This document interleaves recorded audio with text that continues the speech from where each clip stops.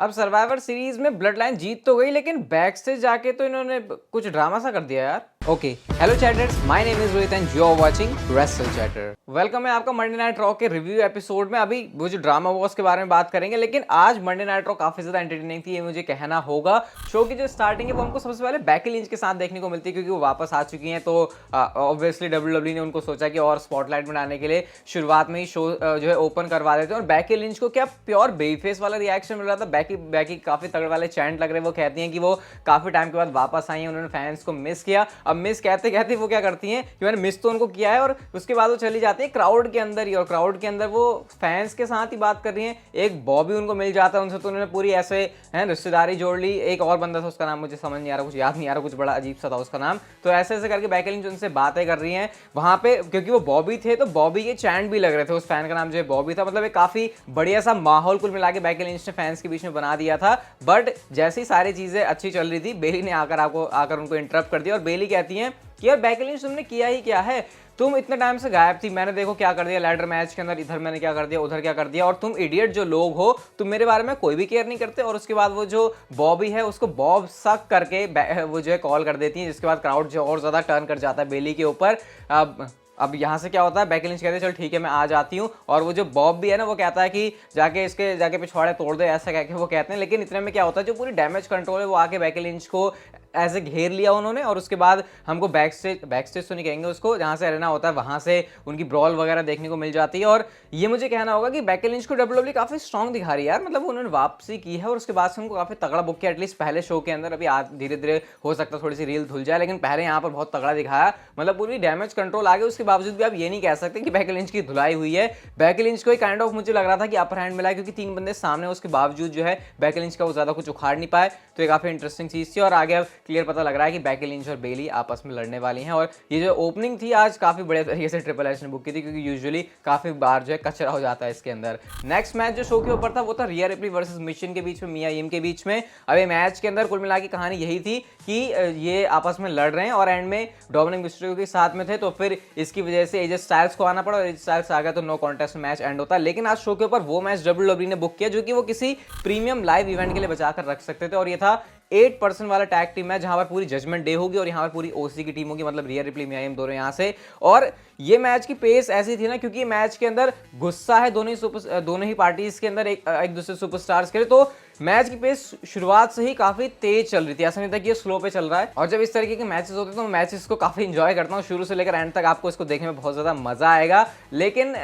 इसमें मतलब मैं आपको डेफिनेटली रिकमेंड करूंगा आपको मैच जाके जो है पूरा देखना चाहिए। लेकिन जो इसकी एंडिंग थी वो जजमेंट डे के फेवर में निकलती है, क्योंकि एंड में जो मिशन है वही आके अटैक करने लग जा रही है। फिन बैलर के ऊपर उन्होंने अटैक किया, डोमिनिक मिस्टेरियो के ऊपर वो अटैक करने जा रही थी, लेकिन रिया रिप्ली ने यहाँ पर उसका फायदा उठाया, रिपटाइड लगा के उन्होंने इस मैच में जो है अपनी टीम को जितवा दिया है। यानी फिलहाल जजमेंट डे जीत चुकी है। मुझे ऐसा लग रहा है कि मैच को देखते हुए कि डब्ल्यूडब्ल्यूई को एक बार फिर से इस मैच को बुक करना चाहिए, और किसी बड़ी स्टेज के लिए, और एक बढ़िया सा स्टिपुलेशन लगा के, क्योंकि यूजुअली मैं मल्टी पर्सन मैचेस का ज्यादा कोई फैन नहीं हूं, लेकिन ये जिस तरीके से यहाँ परफॉर्मेंस डिलीवर इन्होंने करके दिया है, मुझे लगता है आगे इनको देखने में काफी ज्यादा मजा आएगा। नेक्स्ट शो पर हमको देखने को मिलती है हम सबकी चहेती द ब्लड लाइन में यहाँ पर सारे के सारे सुपरस्टार्स थे।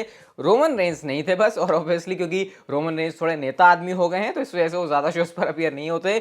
सबसे पहले जे उसो रिंग के अंदर आते हैं, और वो कहते हैं कि हमने वॉर गेम्स के अंदर एक वॉर दे दी है, लेकिन तुम देखो सामने लास्ट मैन स्टैंडिंग कौन है। वो अपनी इंजरी और हार्ट टूटने की बात करने, जिससे कंफर्म हो गया कि हाँ जे उसो को इंजरी तो है, सीरियस ज्यादा नहीं है, क्योंकि इसीलिए वो इतने आराम से जो यहाँ पर आकर बोल रहे हैं। जिमी उसो यहाँ पर आकर कहते हैं कि फाइनली पहली बार ऐसा है कि ब्लड लाइन के अंदर कोई भी क्रैक नहीं है, क्योंकि अब आपको पता है सैमी ज़ेन जे उसो दोनों ही सेम पेज के ऊपर आ चुके हैं। ये हमको एटलीस्ट वॉर गेम्स के अंदर तो पता चल गया। अब शुरू होती है सैमी ज़ेन की बातें। सैमी ज़ेन केविन ओवेंस के बारे में बातें कर रहे हैं, और वो बेसिकली ये कहना चाहते हैं कि ये जो जे उसो और मेरा साथ है वो भले ही गड़बड़ वाला था, केविन ओवेंस का उन्होंने ऐसे रिलेशन वाली बात भी बोली, और अब क्या हम सेम पेज के ऊपर है, इस बात के ऊपर वो हैंडशेक ऑफर कर रहे हैं जे उसो को कि चलो अब आराम से मस्ती करते मजे करते। और उन्होंने जो वॉर गेम्स के अंदर किया वही यहाँ पर सेम चीज, दोनों ने एक दूसरे को सबसे पहले तो हैंडशेक किया, उसके बाद हग कर रहे हैं, सारे जो पोटली बना के ऐसे गोल गोल घूम रहे हैं। ये सोलो को भी आने के लिए बोलते हैं, लेकिन सोलो तो अपनी अलग ही चौड़ में, ये कैरेक्टर मुझे सोलो का बहुत पसंद आता है। लेकिन इससे पहले कि सोलो सिकोवा आते, केविन ओवेंस का थीम सॉन्ग प्ले हो जाता है। अब केविन ओवेंस का थीम सॉन्ग प्ले हुआ तो सैमी ज़ेन कह रहे भाई यहाँ पे आके कोई स्टूपिड चीज करने की हरकत मत करना, लेकिन केविन ओवेंस कुछ अलग ही बातें बोल रहे हैं, मुझे बड़ी इंटरेस्टिंग लगी। केविन ओवेंस कहते हैं कि मैं तुझे समझ सकता हूं, तो जो भी कर रहा है, मैंने भी तुझे काफी बार धोखा दिया है, तुम जो 20 साल से मैं सैमी ज़ेन को जानता हूं उस ग्रेट सैमी ज़ेन को देखोगे, ऐसा वो फैंस से कह रहे हैं। मतलब एक तरीके से केविन ओवेंस सैमी ज़ेन की इसको एक सक्सेस मान रहे हैं, बट लास्ट में उन्होंने एक ऐसी बात बोली जो कि सैमी ज़ेन को आने वाले टाइम में शायद रियलाइज हो जाएगी। वो कहते हैं कि तो भाई कह दे कि तेरे पास फैमिली है, क्योंकि सैमी ज़ेन ने ऐसा कहा कि मुझे केविन ओवेंस तेरी कोई जरूरत नहीं, तो चले जा, मेरे को तेरे साथ लॉकर रूम भी शेयर करने की जरूरत नहीं है। लेकिन एक बात ध्यान रखना, ये ब्लड लाइन है और तू इनका ब्लड नहीं है। कल शाम वाली अगर आपने चैनल पर अनकट वीडियो देखी होगी तो थोड़ा बहुत आप लोग समझ रहे होगे, उसका रेफरेंस आई बटन पर मैं दे दूंगा, फिर डिस्क्रिप्शन जाके देख सकते हो, देखना जरूर, मजा आएगा आपको उसे देख के। अब इसके बाद क्या होता है, जैसे ये बात उन्होंने बोली तो सैमी ज़ेन का थोड़ा सा मुंह लटक गया, जो कि ऑब्वियसली लटकना भी था। अब जे उसे कहते हैं अबे तू क्या कह रहा है, मैं तुझे देख लेता हूँ, वॉर गेम्स के अंदर मैंने तुझे पिन किया था, मैं तेरे को फिर से जो है मैच के लिए चैलेंज करता हूँ। और इसके बाद जो है शो के मेन इवेंट के लिए केविन ओवेंस और जे उसो का जो मैच है डब्ल्यूडब्ल्यू ने ऑफिशियली अनाउंस कर दिया था। तो काफी इंटरेस्टिंग सेगमेंट था ब्लड लाइन का। ब्लड लाइन जब भी रिंग के अंदर आते तो ये काफी एक ऐसी केमिस्ट्री क्रिएट करते हैं आपस में जो कि फैंस को काफी पसंद आती है, और आज भी वही चीज होती है मंडे नाइट रॉ के ऊपर। नेक्स्ट मैच आता है शो पर street profits versus alpha academy के बीच में। स्ट्रीट प्रॉफिट्स के जो मॉन्टेस फोर्ट है उन्होंने साइज और ज्यादा गेन कर लिया, क्लियरली वो विजिबल है, और शायद इसकी वजह से उनका जो स्प्लैश है वो उतना बढ़िया नहीं लग रहा, क्योंकि उतने ज्यादा अब ऐसे मतलब क्या बोलूं मैं, एजाइल हैं तो सही लेकिन लग नहीं रहे उतने, क्योंकि उस समय उनकी शरीर जो मछली की तरह फड़कता था, अब वो इतना नहीं है। बट खैर जो भी है, आज भी उन्होंने वो स्प्लैश इतनी बड़े तरीके से लगा, और उस स्प्लैश के साथ जो है स्ट्रीट प्रॉफिट्स की मैच में जाती है विक्ट्री। अगला सेगमेंट आता है ऑस्टिन थियरी का, और यहाँ पे वो क्योंकि यूएस चैंपियनशिप उनके पास है तो अब उनके चेहरे पर एक अलग एटीट्यूड है। वो कहते हैं कि अब बताओ किड कौन है। अब वो सेल्फी वगैरह क्योंकि वो नहीं कर रहे तो उस बात को मेंशन करते हैं। फेल्ड कैश इन की तुमने बात करी थी, देखो मैंने क्या करके दिखा दिया। हर कोई बंदा मेरे से जलता है क्योंकि कोई भी ऑस्टिन थियरी नहीं हो सकता, कोई मेरी तरह नहीं हो सकता। मतलब ऑस्टिन थियरी अपने आप को ऐसा मानना है कि वो एक ऐसे बंदे बन चुके हैं कि उनके लेवल पर कोई मैच ही नहीं कर सकता, वो अनस्टॉपेबल हैं। ऐसा कहते ही सेथ रॉलिंस का थीम सॉन्ग प्ले हो जाता है। ऑस्टिन थियरी को बड़ा गुस्सा आता है, और इस गुस्से को और ज्यादा भड़काने का काम सेथ रॉलिंस ने किया। आज सेथ रॉलिंस ने जो प्रोमो कट किया है ऑस्टिन थियरी के सामने, उससे क्लियरली पता लग रहा है कि जो सेथ रॉलिंस है वो प्योर बेबी फेस की तरह काम करने वाले हैं। वो कहते हैं कि सबसे पहले तो वो किड कॉल करते हैं और कहते हैं भाई अभी चुप जा, ये जो फैंस हैं इनको मेरा गाना गाने दे। तो वो ऐसे करके वो सिंग कर रहे हैं, तो सेथ रॉलिंस उसको काफी एंजॉय करते हैं। वो अगर उनको किड कहते हैं और कहते हैं तू लकी था, इस वजह से तेरे पास ये आ गई है। स्टिल जो मंडे नाइट रॉ है वो बिलोंग करती है सेथ रॉलिंस को, ऐसा कह के उन्होंने जो है अच्छे से बता दी सारी चीजें। लेकिन ऑस्टिन थियरी को वो मैच के लिए जब चैलेंज करते हैं तो ऑस्टिन थियरी कहते हैं मैच तो होगा लेकिन चैंप के टाइम पर, और अभी चैंप का टाइम नहीं है। तो उसके बाद ऑस्टिन थियरी वहां से चले जाते हैं, और इससे एक चीज क्लियर पता लगी कि ऑस्टिन थियरी का कैरेक्टर बहुत बढ़िया हो गया है सेथ रॉलिंस क्लियर बेफेस वाली डायरेक्शन में। और अब मैं इमेजिन नहीं कर सकता कि जब ये दोनों सुपरस्टार मैच लड़ेंगे और जब ये प्रोमो वॉर करेंगे तो ये कितनी कमाल की हो सकती है। पर्सनली मैं इस वाली फ्यूड के लिए बहुत ज्यादा एक्साइटेड हूँ। नेक्स्ट ही शो के ऊपर होती है मिज और डेक्स्टर ल्यूमिस का मैच, और ये मैच में एनीथिंग गोज वाली स्टिपुलेशन लगा दी थी। तो इसका मतलब मैच के अंदर कुछ भी हो सकता है, कुछ भी मैच के अंदर हुआ, इधर जाके उधर जाके लड़ रहे हैं। साथ में जो पैसों का वो भी है, इनके पास एक पूरा पिटारा कॉन्ट्रैक्ट भी है। अगर डेक्स्टर ल्यूमिस जीत जाते हैं, इवेंचुअली डेक्स्टर ल्यूमिस ने इस मैच में जो है अपनी वाइस लगा के फंसा दिया और मिज ने जो है टैप आउट कर दिया। मिज भी एक वो वाइस सिर पे कसते हैं और डेक्स्टर ल्यूमिस के, लेकिन उसको उनको कोई फर्क पड़ता नहीं है। लेकिन मैच खत्म होने के बाद क्या होता है, डेक्स्टर ल्यूमिस जो पैसे वगैरह हैं वो फैंस में जाके बांट रहे हैं, लेकिन मिज ने जो है उसके ऊपर उनके ऊपर अटैक कर दिया। फिर यहाँ पर जॉनी गार्गानो आते हैं, जिसके बाद जॉनी गार्गानो ने पैसों को वापस दिया। तो थोड़ा फन वाली चीज थी, बट मैं तो इन्वेस्टेड नहीं हूँ इस फ्यूड में, तो इसलिए मैं इसको ज्यादा इंटरेस्ट से देखा नहीं इतना। बट हाँ, आज जो सेगमेंट था वो ठीक था, मतलब ऐसा इसमें आपको ज्यादा कंप्लेंट कर नहीं सकता। एंटरटेनिंग स्टफ डब्ल्यूडब्ल्यू ने यहाँ पर ऐड करने की पूरी कोशिश करी।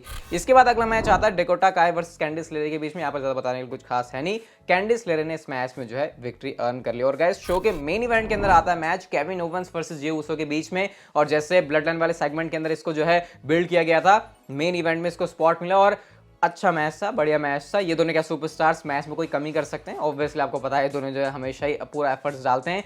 इस मैच में मुझे एक चीज बड़ी पसंद आई, जब जे उसो की बार-बार सुपर किक के बाद भी केविन ओवेंस किक आउट करे जा रहे हैं, तो उस मोमेंट पर फैंस भी काफी ज्यादा एक्साइटेड हो गए थे। मतलब जिस तरीके से हर एक सुपर किक के बाद रिएक्शन मिल रहा था, तो वो इसकी पूरी कहानी थी। एक वो जो सुप्लेक्स सुपर से मारा था केविन ओवेंस ने जे उसो को, वो भी काफी कमाल का था।